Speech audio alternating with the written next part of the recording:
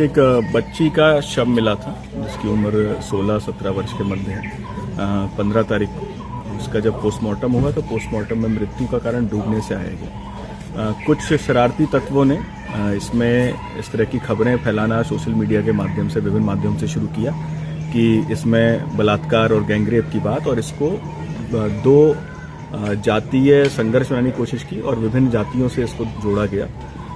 जिस कृत्य को हम लोगों ने नोट किया और इसको गंभीरता से लेते हुए उन लोगों के विरुद्ध कार्रवाई भी की थी, सोशल मीडिया हैंडल्स के विरुद्ध। इसके अलावा पिता की तहरीर पर हत्या में मुकदमा पंजीकृत किया गया था और पिता से स्पष्ट पूछा गया था कि भाई आप वीडियोग्राफी करते हुए वो अपने तहरीर ली थी और उनसे स्पष्ट कहा गया था कि आप को जो लगता है वो आप लिख के दीजिए, बाकी हमारी विवेचना है, उसके अनुसार विवेचना करेंगे।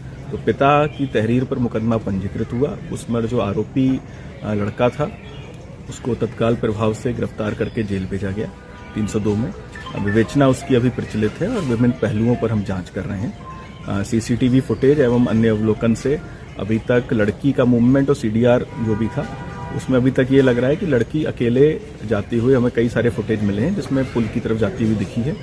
और हम विभिन्न पहलुओं पर जांच कर रहे हैं और मृत्यु के कारण हत्या है या आत्महत्या है, सभी पहलुओं पर हम जांच कर रहे हैं। एक बात स्पष्ट है कि किसी भी प्रकार का यौनाचार नहीं हुआ है, कोई भी सेक्सुअल हैरेसमेंट नहीं हुआ है, क्योंकि पोस्टमार्टम रिपोर्ट में किसी भी तरह की इस तरह की बात नहीं है।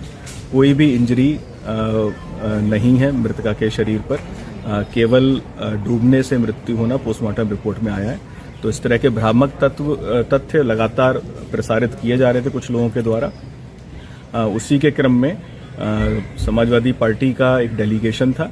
डेलीगेशन ने भी अपने पत्रक में इस बात को लिखा कि बलात्कार हुआ है उसका, तो उसके विषय में भी डेलीगेशन को तत्काल अवगत कराया गया था समाजवादी पार्टी के जिलाध्यक्ष जो हैं उनको एवं अन्य जनप्रतिनिधियों को कि ये बात इसमें गलत लिखी है, इसका आप कृपया करके संज्ञान लें और इसको त्रुटि को सही करें।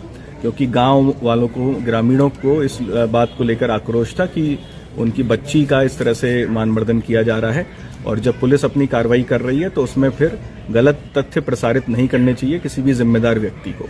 तो इसको लेकर हम लोग समझाया भी था, बात भी की थी। इसके अलावा क्योंकि गांव में थोड़ा रोष था समाजवादी पार्टी के कुछ लोगों के द्वारा जो ट्वीट्स किए गए थे अन्य चीज़ों को लेकर, तो उसको लेकर जो रोष था तो उसको अवगत भी कराया गया था कि अगर हो सके तो डेलीगेशन को आप छोटा रखें और जितने कम लोग हो सके उसमें जाएं।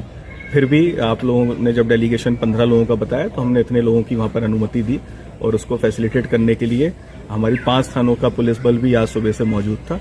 लेकिन जानबूझकर माहौल खराब करने के उद्देश्य से डेलीगेशन के साथ 250 अन्य लोग भी वहां पर मौके पर पहुंचे जो कि शरारती प्रवृत्ति के थे और उनके द्वारा वहां पर डिस्टरबेंस का माहौल क्रिएट किया गया, जिसमें पथराव उनके द्वारा किया गया एवं अन्य कई चीज़ें की गई, मारपीट किया गया और इसमें हमारे पुलिसकर्मी भी घायल हुए हैं, कई ग्रामीण भी इसमें घायल हुए हैं। तो इस घटना को बहुत गंभीरता से लिया गया है और इसमें जो दोषी हैं उनके विरुद्ध हम लोग मुकदमा पंजीकृत कर रहे हैं।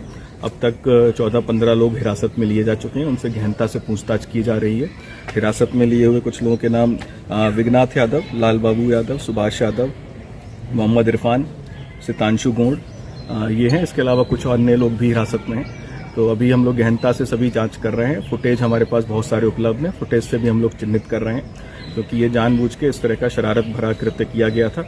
डेलीगेशन को स्पष्ट बताया गया था, मेरे द्वारा स्वयं बताया गया था कि माहौल गांव में टेंस है, फिर भी हम सुरक्षा व्यवस्था रखते हुए आपको डेलीगेशन को हम लोग अलाउ कर रहे हैं। लेकिन अन्य कोई आप भीड़ लेके ना जाएं। लेकिन फिर भी डेलीगेशन के द्वारा 250 लोगों को ले जाकर माहौल बिगाड़ने का प्रयास किया गया जो कि बहुत ही गलत था और इस तरह का कृत्य बर्दाश्त नहीं किया जाएगा। जो भी होगा, जिस पद पर भी होगा, उसके विरुद्ध हम लोग कठोर कार्रवाई करेंगे। कुछ समाजवादी के पूर्व मंत्री और अन्य लोग चोटें भी आई हैं सर, इसको दिखवा रहे हैं क्योंकि दूसरे पक्ष से भी रिटेलिएशन हुआ कुछ चीज़ों का और जब पथराव वो कर ही रहे हैं तो एक दूसरे के पत्थर भी लग सकता है किसी के, तो उसका भी हम जो मेडिकल रिपोर्ट्स होगी उसका अवलोकन करेंगे, उसको भी हम केस डायरी और अपनी जांच का विषय बनाएंगे। और मैं ये बताना चाहूँगा कि जब इस तरह से हुआ तो कुछ ग्रामीणों ने भी उसमें रोष व्यक्त किया और उनके द्वारा भी पत्थर चलाए गए। लेकिन प्रथम दृष्टया जो अभी तक चीज़ें क्लियर हैं कि समाजवादी पार्टी के कुछ लोगों के द्वारा पहले पत्थर चलाए गए। पुलिसकर्मी भी